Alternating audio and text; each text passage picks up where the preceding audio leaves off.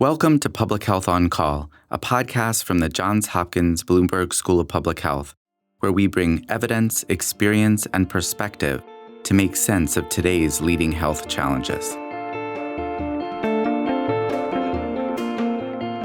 If you have questions or ideas for us, please send an email to publichealthquestion@jhu.edu. That's publichealthquestion@jhu.edu for future podcast episodes.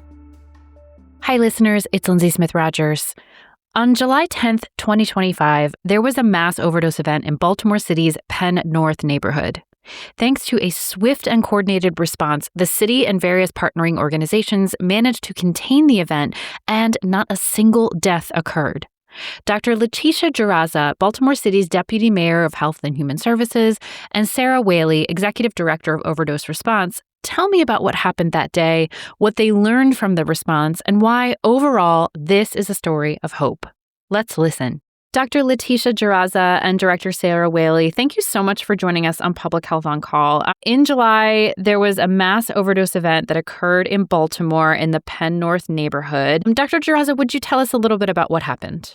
Sure. So I will never forget it because we were in a bunch of meetings. I feel like Sara and I might have even been in the same meeting. And a lot of our team members were getting notifications from different agencies, some at the federal level, some other partners, that there were multiple overdoses in the Penn North neighborhood. So I think one advantage was that we kind of had a lot of people getting the same message from different places. And so it was concerning. And I think it immediately made us jump to action. And Director Whaley, do you want to tell us a little bit about Penn North and about what was going on at the time? Yeah, so we got all the messages, as Dr. Dzirasa said, and our teams quickly responded. So the immediate response was to address the medical needs of those who had overdosed, and that was really led by the Baltimore City Fire Department. The Baltimore City Police Department was also on scene. A lot of us then deployed to the area, and while the immediate response to those with immediate medical needs was happening, teams of outreach workers and other city agencies began to quickly start canvassing the vicinity to look for others who might be in crisis and provide education to those in the area who might also be using substances. So these efforts continued over that first day into the night and over the next few weeks. I really want to shout out the Enoch Pratt Library. They let us post up there. They have peer teams that work out of the library. And so we kind of came into their space and worked with them to organize the outreach and canvassing efforts. We had around 500 volunteers that came out from over 30 different organizations from across the city, and other health departments from across the state sent staff. Even some of our colleagues from the Maryland Department of Health came to support efforts to donate naloxone. Other city agencies also came out to volunteer and to help connect individuals to different types of resources. Over those first 2 weeks, we passed out over 5,000 naloxone kits to individuals in the area. We passed out over 2,000 fentanyl test strips, nearly 1,000 xylazine test strips, and all kind of other things like hygiene kits. So there was a lot of engagement and connection with individuals in the Penn North area. I'll also note that there was a second incident a week after that first one on July 18th, but we were already on scene doing these canvassing efforts. So our teams were really able to quickly respond. And again, in this second incident, there were no fatalities. So I think this was a good testament as to, what can happen when the city works together. Can you tell us how many people were initially impacted by this? Yeah, so the first incident, I believe there was around 28 individuals that overdosed and were transported to local hospitals. And then the second incident was a little bit less. I think there was around 15 to 17 individuals. And can you tell us what was driving these overdoses? Yeah, so testing and sampling was done of paraphernalia that was collected by harm reduction organizations in the area. That paraphernalia was collected and then submitted to the state's rapid drug analysis testing program through the Johns Hopkins Check It study. What came back from the incident on the 15th was an interesting combination of substances, but I think what really drove the event was a benzodiazepine derivative. Opioids and benzos in the Baltimore drug supply is pretty common, but what was was different about these samples for both the July 10th and the July 18th incident is that the proportion of benzos to opioids was different. So there was much more benzodiazepine in the sample than opiates. Can you tell us about the Penn North neighborhood? It sounds like a lot of people were on site already able to help. Yeah, I think that's a great question. And I think it raises a point that, the health department has been looking at data around trends of fatal and non-fatal overdoses for years and have known for a long time that certain zip codes as well as certain populations are much more impacted. And that happens to be an area in the city where we have seen, greater impact and devastation. And so actually one of the healthcare spot vans was pretty close by and supported the response. And that's medical practitioners were on that van and they could, be an extension of the work that EMS was doing because we already knew that that was a tough area. And I want to go back to something, Director Whaley, that you said. There was not a single fatality in all of this? Yeah, in both incidents, both July 10th and the second incident, no fatalities. And I think that was in part due to the city's response. You want to talk a little bit more about how that went? Yeah, so again, all of the agencies really came together. I think there was that, immediate stabilization of the area and the individuals, and then the really intense canvassing that was done. So two things that we really focused on with that canvassing was the education piece. So letting folks know that the substances in the area might be different than what people were used to. So really pushing harm reduction strategies. If you're going to use, make sure you're not using alone. If you're going to use, go slow, do a test shot or a test bump, and make sure that you have naloxone with you or with the folks that you're using with. And then we also passed out a lot of naloxone to the area. So really trying to make sure that if people were using, if they were around the neighborhood, that they had naloxone available so that they could assist individuals as well. And then engaging with folks. So bringing together volunteers from treatment facilities. We had peer outreach workers, just engaging with folks and connecting folks to the different types of resources that they might need. Dr. Dzirasa, can you tell us what overall you've learned about this event? I mean, could it happen again? Yeah, I think, you hit the nail on the head.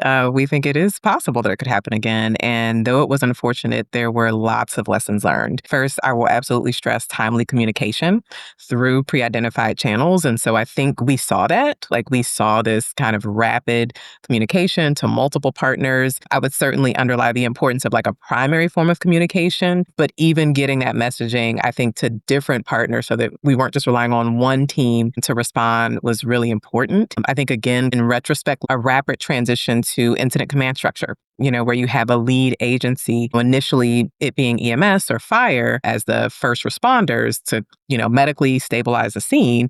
And then once all the medical stabilization has occurred, shifting over to what we call a unified command that could be co-led by your health department and your police department. So the health department, being the lead around public health and the police department being the lead around evaluating the scene, trying to identify potentially a distribution point of the suspected drug and stop it. I think it was also really important. I'm going to go back to communication, having a joint information center.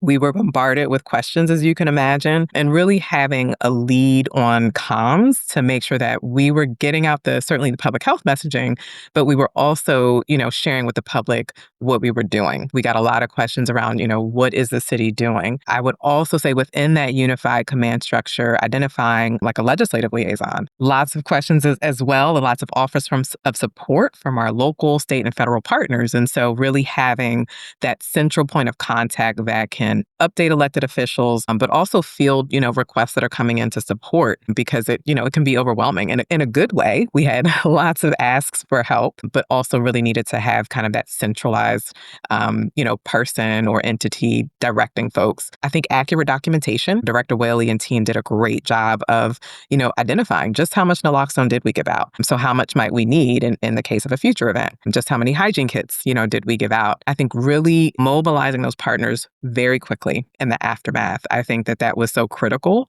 for both incidents, just to, decrease the potential for future overdoses, pretty quickly after that initial one. So when you have had, a mass overdose event in the past, it might have been like you said, the fire department, maybe a local, health partner that was responding, but you actually have an overdose response outfit. We do. We do now. At the time, the team did just an amazing job of mobilizing very quickly, and it was very much an all hands on deck approach. Again, I think the lesson going back would be, how do we now formalize this structure so that it can be replicated, in the event that this happens again? Where does this particular event fall into the wider context of the opioid crisis? As we've said, you have an overdose response unit now. You are now getting put to the test. So where are we? Yeah. So, interestingly, last year was the first year we saw overdose deaths in Baltimore City decline for the first time in like 5 years. It was about 20%, 26% down from previous years. We were seeing 900 to 1,000 plus deaths from 2018 to 2023, and saw 777 deaths last year for the first time in multiple years. We've also seen a decrease in we track our EMS overdose reversals. And so when we look at the first half of this year, that number has gone down as well. That said, obviously this event, both of them were statistically significant. And more importantly, they were significant and traumatic to the communities that were impacted, communities that we know have already been so devastated by this crisis. And so I think it stresses that our drug market is still pretty volatile and constantly changing, and that residents are still very much susceptible to overdoses. I think it's an internal reminder to our team, like, keep looking at the data, keep letting the data certainly guide, the work that we're doing as we know the specific neighborhoods, as we know the zip codes, and as we know the population. So, clearly we are making progress based on some of what we know, but the fight is, far from over. I think in better news, our teams are now better resourced. Last year, August of 2024, the mayor put out an executive order that really created Sara's office, the city's Office of Overdose Response, and really tasked this office with determining how we spend opioid restitution funds coming to the city. And Director Whaley, do you want to add on to that? Yeah, I think what's really exciting about this role and this office is that we're not here to do what the other agencies are doing. We have an amazing health department here in Baltimore City. We have community-based organizations that have been working in this space for a long time. We've got really robust hospitals that can help support individuals with substance use disorder. But what our office gets to do, which is, I think, really exciting, is to bring everybody to the same table under a collective mission. And I think that organization and having that singular point person that, has their hand in all of the pots and knows what is going on in these different spaces can help us be better organized and work together in a more cohesive way. And as things change with the drug supply and with different resources, we can be really nimble in how we respond. And I think what this incident has really showed us, as Dr. Dzirasa said, is that we're nowhere near done with the work that we need to do. And we need more access to low barrier harm reduction and treatment options where people need them. And so as part of this work, we really get to come together to maximize the use of the funds that we have. As of right now, the city has won $552.5 million in opioid restitution funds. And we're really excited to make sure that we use that money wisely and effectively. And the first step in that is the Overdose Response Strategic Plan that we released earlier this summer. It is based on a needs assessment that was conducted by the Baltimore City Health Department that really dug into the data. They collected qualitative data, talking to people with lived experience, the different providers across the city, to look at what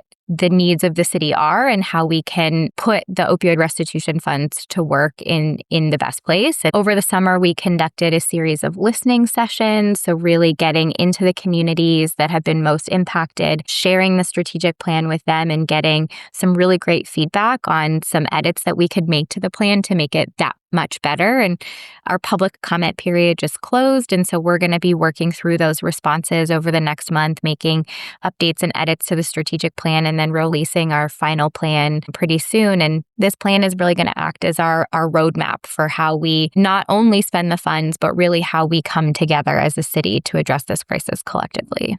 Well, I mean, from the initial headlines about mass overdose event in Baltimore, I think this story actually sounds like a success and some hope. You've done really good work. Anything you want to add, Dr. Dzirasa? I would piggyback off of what you said around hope, right? And so we are a city that certainly, like many urban areas, like the rest of the country, has been devastated by the opioid epidemic. And yet we really saw, city partners come together, nonprofits, community-based organizations, city agencies, treatment facilities, community members come together quickly in response to this crisis. And I think as someone who led and worked through the pandemic, it still gives me hope to see agencies just willing to roll up their sleeves and do the work. So hope lives here, which is actually our new slogan. Oh, I love that. That's great. Hope lives here. Well, Director Sara Whaley and Dr. Letitia Dzirasa, thank you so much for coming on Public Health on Call. Thank you. Thanks for having us. Public Health on Call is a podcast from the Johns Hopkins Bloomberg School of Public Health, produced by Joshua Sharfstein, Lindsay Smith Rogers, and Stephanie Desmond. Audio production by J.B. Arbogast, Michael Bonfils, Spencer Greer, Matthew Martin, and Philip Porter, with support from Chip Hickey. Distribution by Nick Moran. Production coordination by Catherine Ricardo. Analytics by Elisa Rosen. If you have questions or ideas for us, please send an email to publichealthquestion@jhu.edu. That's publichealthquestion@jhu.edu for future podcast episodes. Thank you for listening.